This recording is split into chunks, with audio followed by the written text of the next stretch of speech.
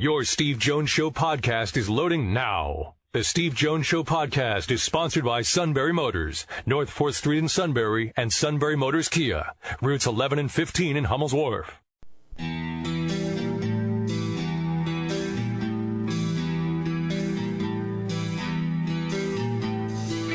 Sports talk where your voice counts. This is the Steve Jones Show on News Radio 1070 WKOK. Now from the Sunbury Motors studio, here's Steve Jones. Sunbury Motors, 4th Street in Sunbury. Sunbury Motors Kia, routes 11 and 15 in Hummel's Wharf. Paul Myerberg of USA Today in just a few moments. But first, our play-by-play call of the day. Francisco Lindor at the plate. Another big night for him and the Indians. Here's the pitch to Lindor. He swings and drives one. Another rocket deep to right center. Home run, Lindor. Oh, the kid's having a night tonight. It's a 3-run bomb for Lindor. And the Indians are piling it on. It's now 9-2. Tribe in front. And Indians finally won it 9-3. Our play-by-play call of the day. Paul Myerberg, college football writer, USA Today, joins us. Hi, Paul. Welcome. It's great to have you with us. Yeah, great to be on the show. Thank you for having me. All right, let's start with this. The Big Ten athletic directors got together, and when they did, they went through a usual variety of topics, but Sportsbook brings a new angle to everything in sports, and they at least sent a proposal to the NCAA loosely about, hey, look, maybe we should consider universal injury reports. When you saw that, what ran through your mind, and what kind of model should they look at, the NFL or something else? Well, the first thought, obviously, is that this is a good idea. I mean, it's a good idea on a number of different levels, but even if you just look at it through a gambling lens, I think it's important for the NCAA, and certainly for its institutions, to be at the forefront. And not necessarily in terms of condoning necessarily or even adopting their own rules and regulations regarding how or whether you can gamble on college sports, but just necessarily to align themselves into a position where the NCAA can make money on it, because that's what the NCAA does. That's all they really exist for. That's to make money for their member institutions. So I think an injury report is almost too logical to consider as you kind of envision a near future where college football gambling is prevalent in most states more often than not. But on a more game day level, what I thought about was, this kind of evens the playing field, because that as it is, you have programs who don't even issue a depth chart like Michigan. Then you have programs like Northwestern that actually send out an injury report every Thursday. So I just thought that immediately it would even the playing field, make things more consistent, and also fit into the gambling theme. And, yeah, I do think the NFL model would work best, which I believe on Fridays you get the final list of who's out and who's doubtful and who's, projected to play. When you saw Sportsbook to be expanded, right now you've got New Jersey, Delaware. They're in now, as is obviously Nevada's been there for a long time. There could be, it's been 5 years, as many as 30 states doing this. In terms of the optics of integrity of the game, is an injury report a step in optics toward integrity? I would think so. I mean, integrity-wise, I think the best thing the NCAA needs to do is really address the amateur model. And obviously that's the elephant in the room for the NCAA in terms of whether you pay players in general, this kind of lump sum, whether you allow name and likeness. I think that's the biggest step they'll take towards maintaining the integrity while also adopting and adapting to kind of a new culture we live in, a new society surrounding sports. But it would help. I mean, it is something that I'm not sure why college coaches or programs really feel the need to play this close to the vest, whether it's gamesmanship or it's something else. I just feel being open, talking about injuries is important for the sport in terms of player safety. It's a topic that we need to talk about in the media and also coaches. And just in general, being open about injuries is a good step towards making just injuries in general something that's, we consider more often in sports, especially this sport, because it is important to consider. You mentioned Jim Harbaugh. He went through the NFL and had to report injuries every day all the time with the 49ers. Are you surprised with the tact he's taken at Michigan? Yeah, I mean, I'm surprised to a degree because it's so much worse and so beyond what you're seeing from other people. But knowing his personality a little bit, as we all tend to do, I mean, it's not surprising. I would think that Jim Harbaugh looks for every potential angle or, avenue that he can take to get even the slightest advantage for his team. He must think this is one. But, they went 8-5 last year, so he might want to try something. Yeah, you might want to try something. The new rules this year, one of them is you can play up to 4 games, and it could be a combination of any 4 games and still maintain that year of eligibility. What were your thoughts when you saw that happen? Well, another move that, benefits 2 groups, and I think it benefits coaches, and you wouldn't think it does, but it does benefit coaches to a significant degree. And that's the ability to evaluate their true freshmen, to get a good look at them, to get an idea of where they are in their process or in their progress as players, and also just get guys experience for your system. You can practice that whole redshirt year and run routes on a practice field on Tuesdays, but it's totally different to do it on a Saturday. So it will help guys acclimate to the game. That's good for programs, good for coaches. But obviously for players as well, you get to miss that redshirt season. You get to, not feel like you're not a part of the team. You start your clock. You get a little more experience. It's good for everybody. Again, and not to be a cynic about it and be jaded, but we do talk a lot about player safety. That's an extra 4 games on a student-athlete's body. That may be something that could be an issue or could be a topic that people want to address. But in general, I thought it was a positive move, a good rule change for everybody. Does it put potentially some extra juice into the bowl season? Because every once in a while a veteran like a Leonard Fournette or a Christian McCaffrey will forego the bowl game to get ready for the draft. Does it put potentially more juice into a bowl game if you have a series of guys that have played 3 games and that 4th one would be the bowl game? Yeah, for sure. And that's really fascinating. What's also interesting to think about is, what about the other 3 games, right? Let's say you're Ohio State or you're Penn State, and you have a top 5 recruiting class coming in. No matter what, even if you've got great depth, you're going to play 10 to 12 of them just because they're too good to keep off the field. What about those other 10 guys or those other 8 guys that you would have played in another environment? What if when Penn State plays Ohio State or Penn State plays Michigan, you can roll out 6 of those guys, and they'll help you on special teams. They'll be there for depth. They'll return a kick. They'll do whatever. They'll be ready for a certain package. That's a major advantage. So for schools like Penn State, Ohio State, that recruit at a high level, your USC, whomever, it's a real advantage just for the game that you need them for. And certainly bowls would be one of them. I didn't think about the fact that you could replace your outgoing NFL guy, but that's a really good point. When you lose a McCaffrey or a Fournette, or one day you're going to lose a QB going into a bowl game, maybe you have a guy that you can plug into play, and it's not, the Rose Bowl. It's a Citrus Bowl, and you roll with the punches knowing that the experience will help them out next season. The transfer rule. Now, again, and this is not a let's hit a Jim Harbaugh thing. I mean, let's face it. That's the area with him I've been most surprised at, that he hasn't been able to recruit and groom a quarterback. He's been able to exist on transfers. Rudock, Corn, of course, from Houston didn't really pan out too well, but now he's got Shea Patterson. You and I both know, Paul, that when it comes to college basketball, there's 700 to 800 transfers a year. It's like the waiver wire in April and May.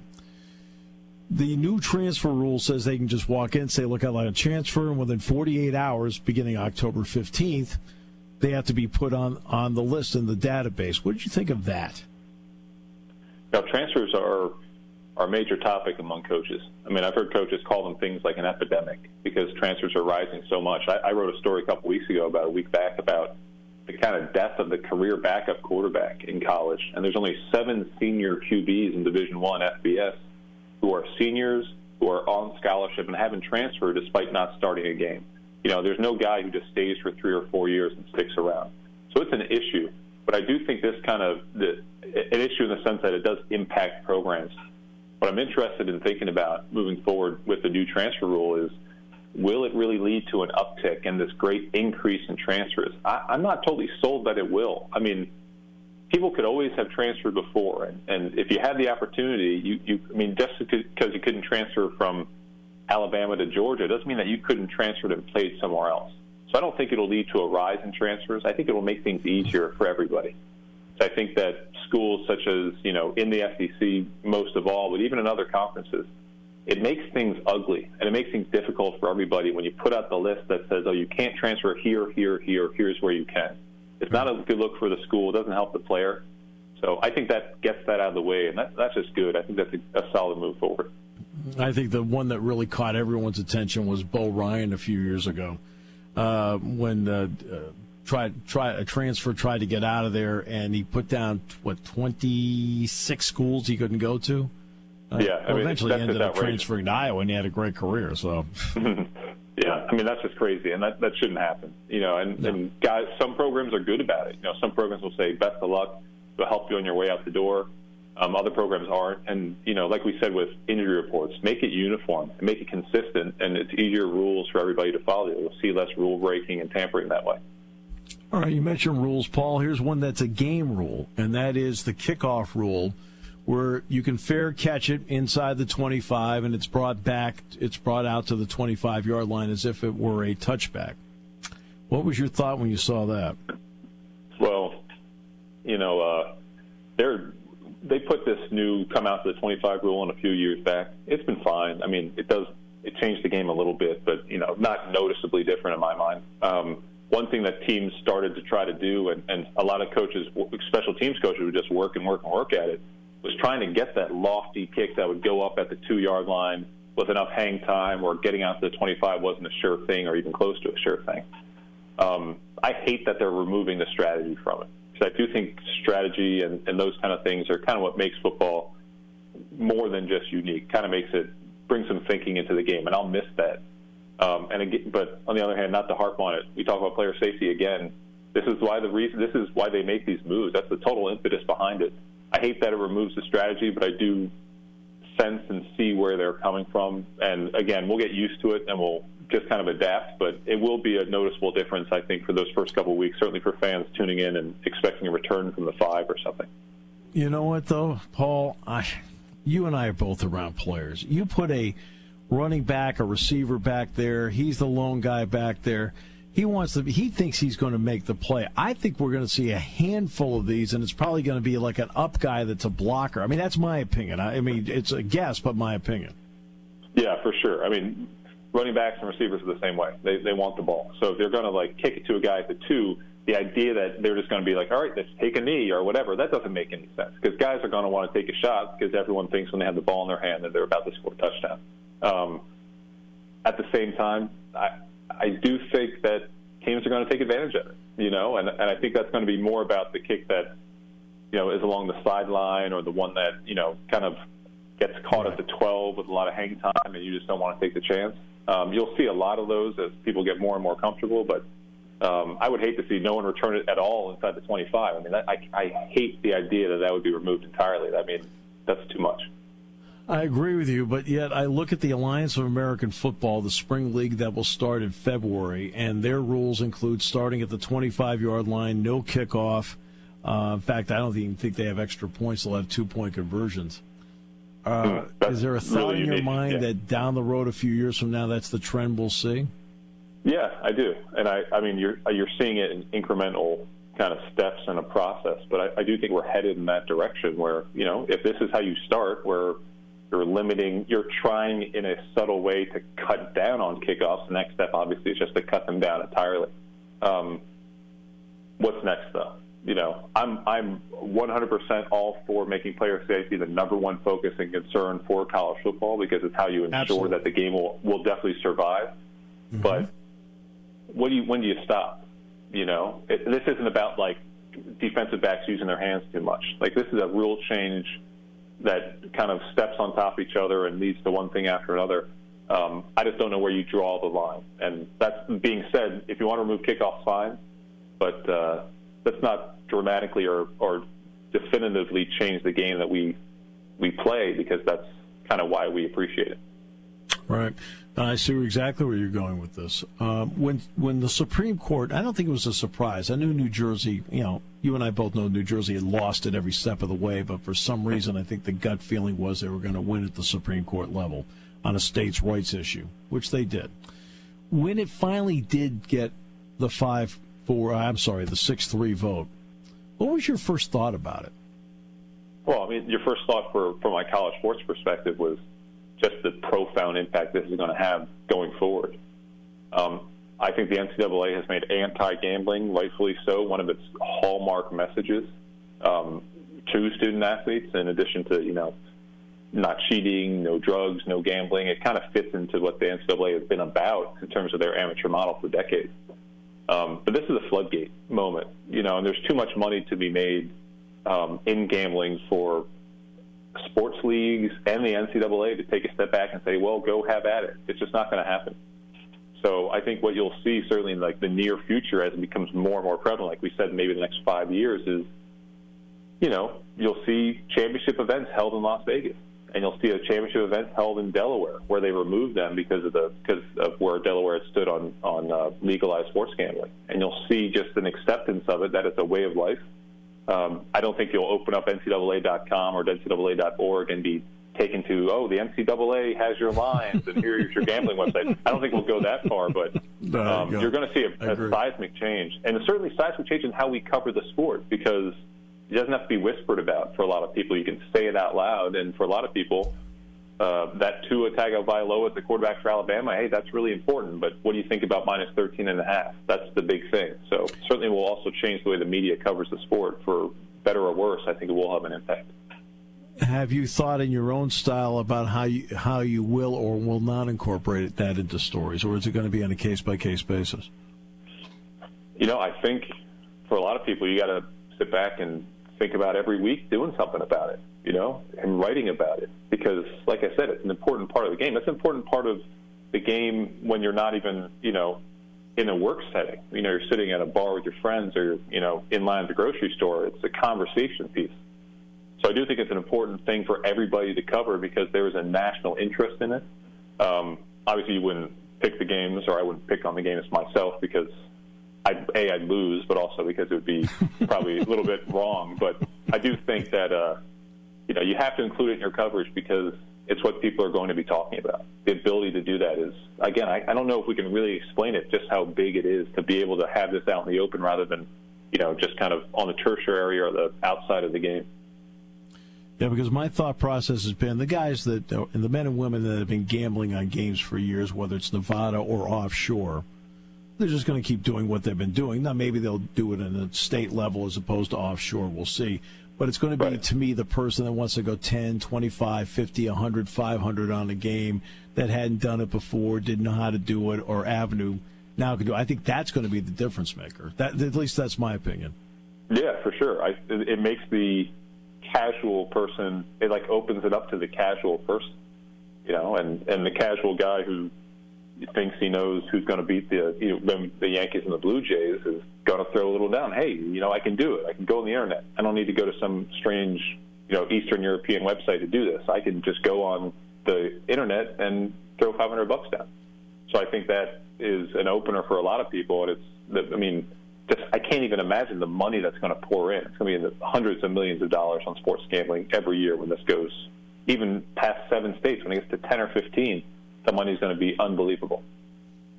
Yeah, I think in 5 years it's going to be 30 plus. But again, I don't go to strange European sites. I go usually to USA Today. So. I gave myself away. I don't either. I was trying to think, how could I say it? I don't want to be rude to any individual country, so I kind of made it generic. But and it's honest.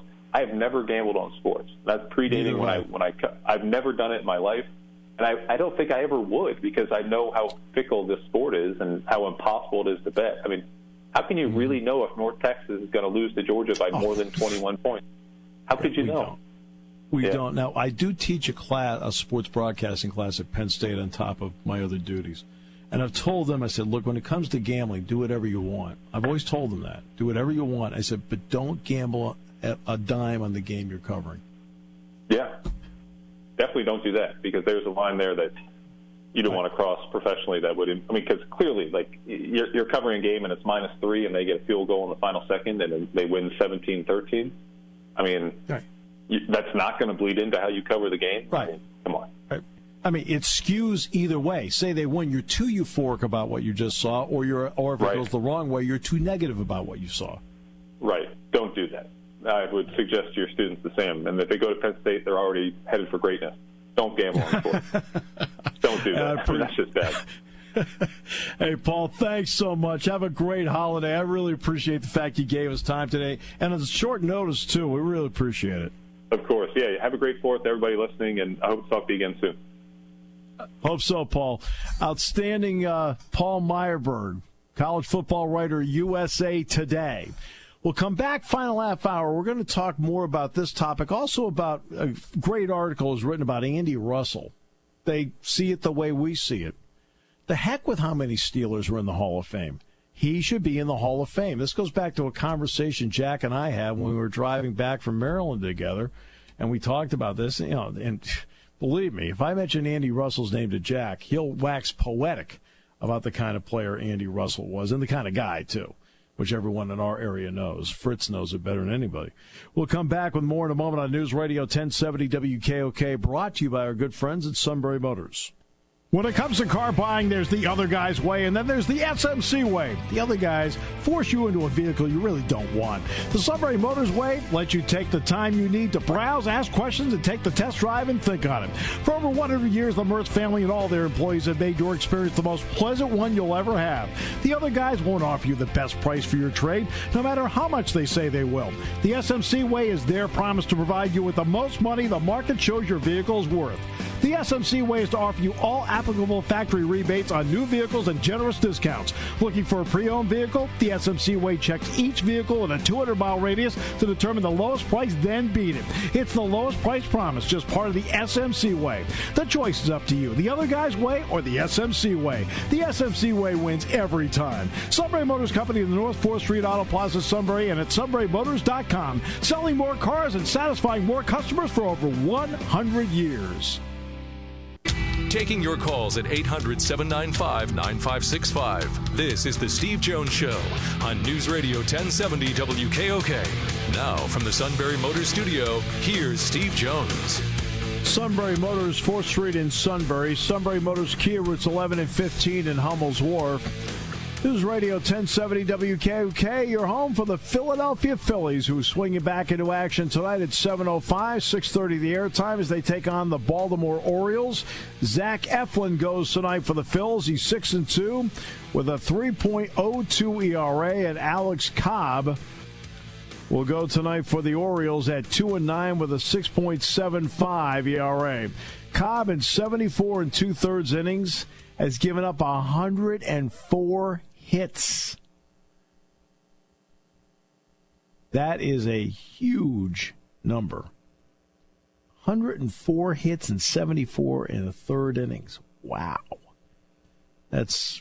Now, it's also Manny Machado's playing there tonight.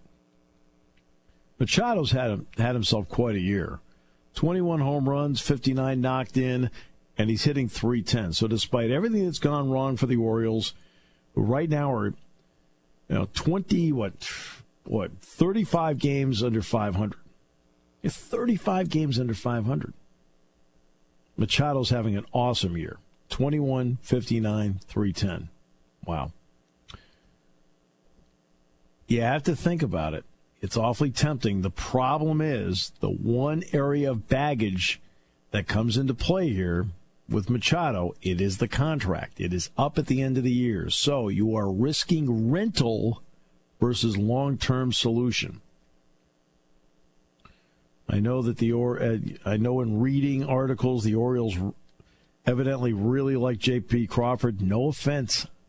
I know they traded Freddie Galvis to San Diego because of Crawford. I think Crawford in the field's very good.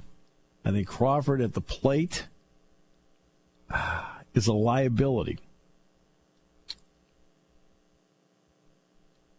Question is, can you sign him? That's the question. But give Zach Eflin credit, Judge. Zach Eflin's been really good for them. Really good. Yeah, 5 for 5 in the month of June, and bullpen just doing enough, especially on these home games, to really make a dent here in the NL East, and they're firmly entrenched in second place and in a great spot right now. There's still many, many more games to go, but we'll see where they go from here. Except here's the part they didn't expect. I think they expected to go into tonight down 2.5 games, right? 2.5 games. Except the Braves beat the Yankees. Wow. That's not quite what you expected, is it? I give them all. I give the I give the Braves all the credit in the world. I think there are many, many baseball fans out there that absolutely underestimated what Atlanta has been able to do here in the first half of the season. I just kept waiting for the Atlanta bubble to burst over and over and over again. That could still happen, just with the fact of it being such a long season and so many ebbs and flows and ups and downs. You think a little, hiccup could be on the horizon. Maybe after the All-Star break, they may, be a little flat toward the end of July. They're playing really well. I would think they would want to. I think they'd want to keep playing and not take a break. You find a lot of teams get into that boat, but you know what? You do need rest. I mean, guys do get tired. There's no getting around it. You do get tired. But, Eflin's a guy they picked up from the Padres, and you know what? He's worked his way through the system. And you could almost tell really at Reading. When he went to Reading in 2015, he was 8-6 with a 3.69. That's pretty good. In 23 starts on the AA level. That's good. That's good pitching. Now, look, this particular season with the Phillies, he's been a big plus for them. And you look at Cobb. Now, Cobb's been a really good pitcher in his career. He's not a Hall of Famer, but he's been good. When he was at Tampa Bay. But now, 104 hits in 74 2/3. That's astronomical. But you got to think about Machado. And it's a hard decision. And he's made it a hard decision because his contract's up at the end of the year. He's a free agent. Now, you can wait it out if you want. See how Crawford plays the rest of the year, and then, like everybody else, you can bid for Machado in the offseason. You can do that. But the Orioles, according to Ken Rosenthal's article in The Athletic, seems like they're fielding and evaluating offers now. Okay. But that article you sent me about Andy Russell, we've talked about this. Andy Russell has been, obviously, what he's done to help out the community, Selinsgrove, it's been tremendous. He and his wife have really done great work, put their name and money behind great causes in our area that's helped out. They're like direct help to so many in the community. But he was a terrific football player for the Steelers. And when Chuck Noll passed away, we had him on the show, and he was one of only 5 guys that survived the Bill Austin era into the Chuck Noll era. It's one of only 5 from the last year of Bill Austin, the first year of Chuck Noll. And he tells the story that Noll got up in front of the team and he said, I've looked at the tapes, I know exactly what's wrong. He says, you're not very good. And Andy said that Chuck Noll told him to make an adjustment with his feet. And I want to say the adjustment was like 2 inches. Does that sound right, Sean? A 2-inch adjustment in his feet. Very minuscule, yes. He said, trust me, this will make you a better player, a better linebacker. And, of course, Andy's like, what are you talking about? But, of course, Andy did what Chuck Noll said, and he says, I couldn't believe it. The guy was exactly right. Well, Jack Ham will talk about the various influences, great influences he had in his career that got him to the Hall of Fame. Dan Radakovich certainly would be one. There's no question, Dan Radakovich. But when he got to the professional level, and of course Bad Rad then, of course, went to the Steelers. But Andy Russell. There are certain guys, and Jack will tell you how much Andy Russell helped teach him the pro game. That take you under your wing kind of guy. And this is back, organizations were a little bit different back then. Back in the day, of course, all those Steelers, Joe Green, L.C. Greenwood, Dwight White, Jack Ham, Jack Lambert, Andy Russell, Lauren Taves, Mel Blount, Mike Wagner, They stayed there for decades. Nobody went free agent because there was no free agency. So nobody did it. So for the good of the team, you take guys under your wing. You know, of course, Andy and Jack played on opposite sides, so there's no threat of a job or anything like that. But you know, Jack will tell you, Andy Russell taught him a lot about playing NFL linebacker. Okay. Well, now the argument about the Hall of Fame. One of the more ridiculous arguments that I hear on any Hall of Fame selection in any sport is, quote, there are too many of.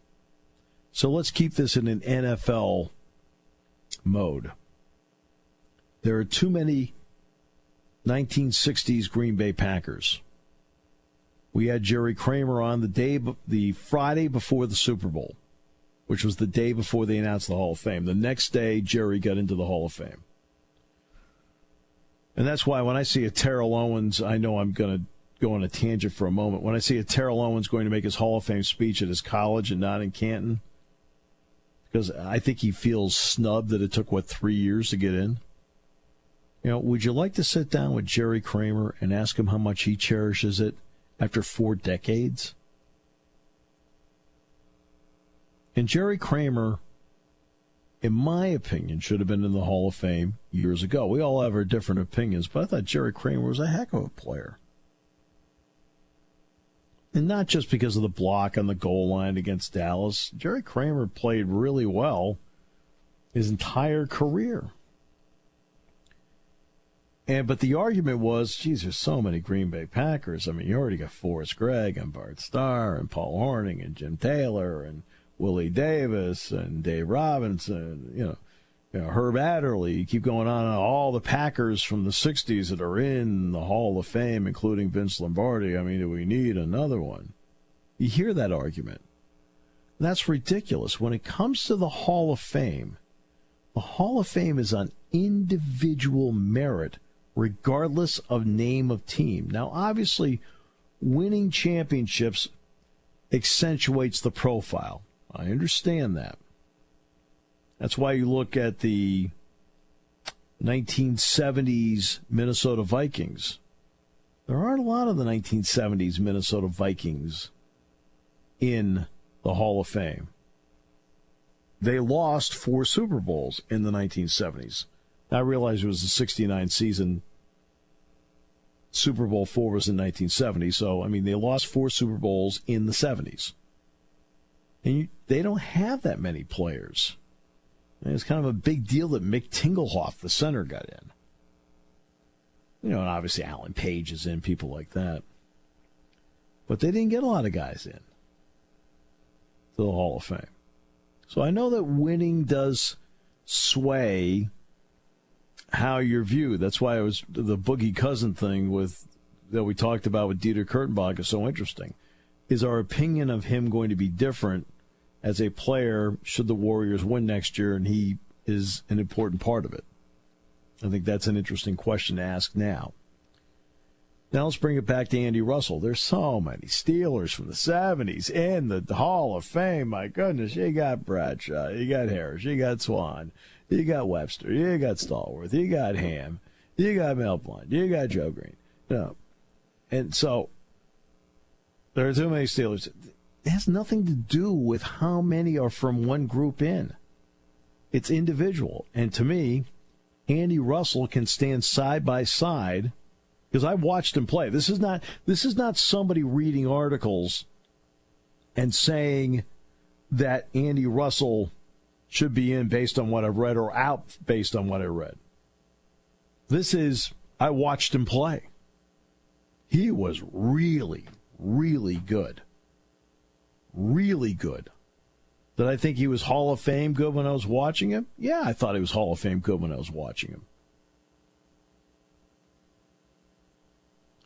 Problem is time, like with Jerry Kramer, passes and passes and passes. And so the interview I did with Jerry, which you heard last week on our Best of series, you know, I was able to talk to him about certain elements when he played, which I think he appreciated because I saw him play. And that helps when you're talking to some of these guys and you saw them play and you're interviewing them. Now, we've had Jerry on the show. He made it. Andy, of course, has been on the show several times. But he should get there. And this argument, it's archaic. There are too many Yankees in the Hall of Fame. There are too many Packers in the Hall of Fame. There are too many Steelers in the Hall of Fame. There are too many Celtics in the Hall of Fame. Too many. In fact, in the NHL, you never hear there are too many Montreal Canadiens. You never hear that. In the NBA, you never hear there are too many Celtics.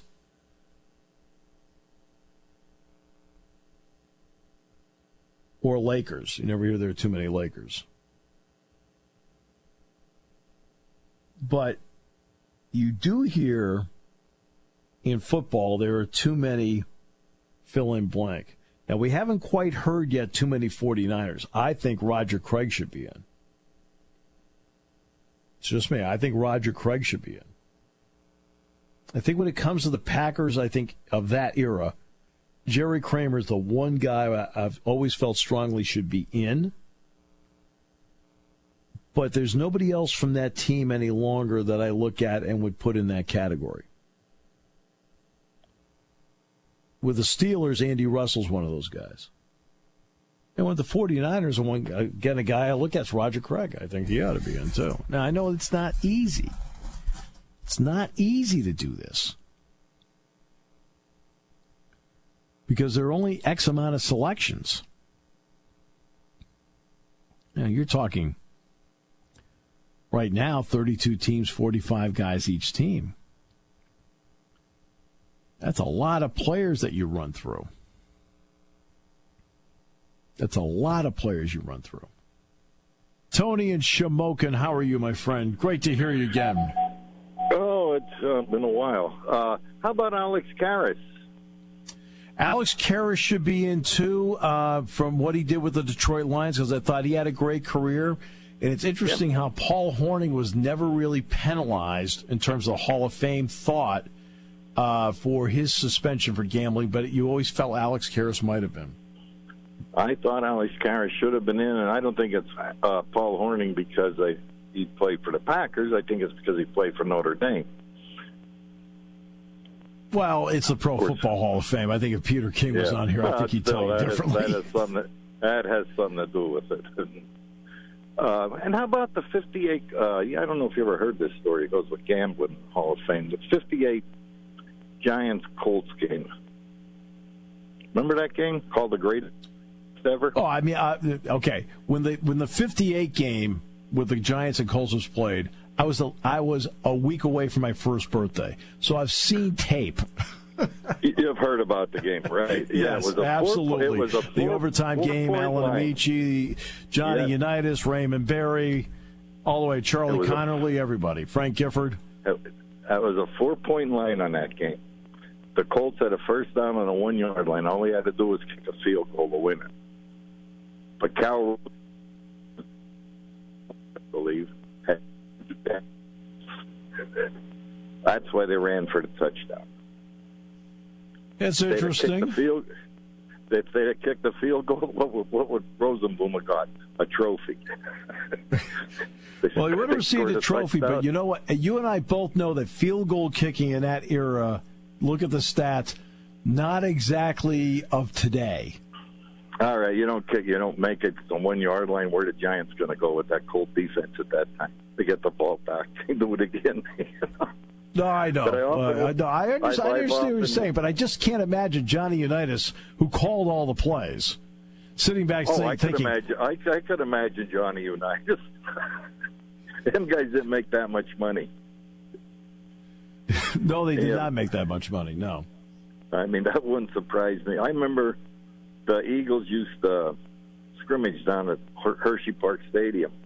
Yep. And at halftime, you'd see the players come out back. They'd be down there by the locker room. There's Johnny Unitas. Well, I remember Joe Scarpati from the Eagles. Yep. There was a couple, and they're all out together in the back. They all had a cigarette and a beer. Yeah, there's that famous photo of Len Dawson at halftime of Super Bowl I smoking a cigarette in the locker room. But Alex Karras, the guy, he was a heck of a player for his time on the team he played for. And who was the linebacker? He was a dominant in that player team? that was the number one guy that you had to take care of in the Detroit Lions defense. And he really was a terrific NFL player. What guy from the Packers used to take care of him pretty good was Jerry Kramer. Jerry Kramer took care of a lot of people. That's why I always felt for years he should have been in, and I felt very strongly about his candidacy. That's why I was thrilled we got him on the show. Who was the linebacker on that Detroit Lions team? Joe Schmidt? Joe Schmidt was the middle linebacker. Is he in the Hall of Fame? Joe Schmidt, I believe, is in the Hall of Fame, and Yale Larry. Yale Larry, I remember that guy. Yep, his safety and punter is in the Hall of Fame as well. Yeah. I mean, you don't see too many Detroit Lions in the Hall of Fame. And they haven't won since the 50s. I mean, that's the issue. That's they won championships in the 50s. I mean, Bobby Lane, for example, is in. Dick Night Train Lane is in. Lem Barney. Now, from later era, like Lem Barney's in. We've had Lem Barney on the show before, too. Wasn't Milt Plum from Penn State? Didn't he quarterback them for a few years? Yeah, Milt Plum was their quarterback. He had been with the Browns, then he went to the Lions, and Penn State's Milt Plum for many years quarterbacked the Detroit Lions in the early to mid-'60s. Boy, them names we mentioned, what are there, about 30 of us out here that know who we're talking about? That's probably right.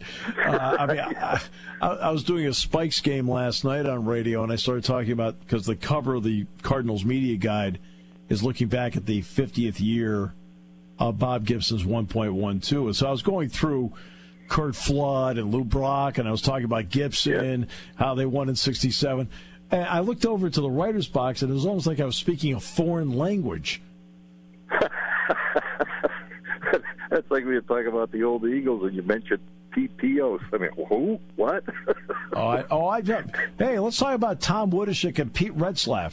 Pete Retzlaff, number 44. Yeah. Wide out. Hey, Pete listen, Retzlaff. You guys have a great 4th of July. It was nice talking to you again. Tony, complete pleasure. Thanks so much. Happy 4th. Yep. Same to you. Bye. All right. Happy 4th to each and every one of you. We'll wrap it up in a moment on News Radio 1070 WKOK. Have a great, happy, wonderful, enjoyable 4th of July. Be safe. Be safe where you're traveling. Be safe at the parties. Enjoy fireworks. Coming up on Thursday's show, former Nittany Lion linebacker Jason Kabinda. We try to make sure that the hits keep on coming. Our thanks to Dieter Kurtenbach on the NBA, Paul Myerberg of USA Today on college football. Check it out on the Steve Jones Show podcast. Sean, happy 4th to you, my friend. Please enjoy. We will. Thank you. Hit him long and straight tomorrow with your son. That's right. It's not on Sportsbook. Nor should it be. Or could be on YouTube. I hope not. You're listening to News Radio 1070 WKOK Sunbury. You can hear us anywhere in the world with the Sunbury Broadcasting Corporation app.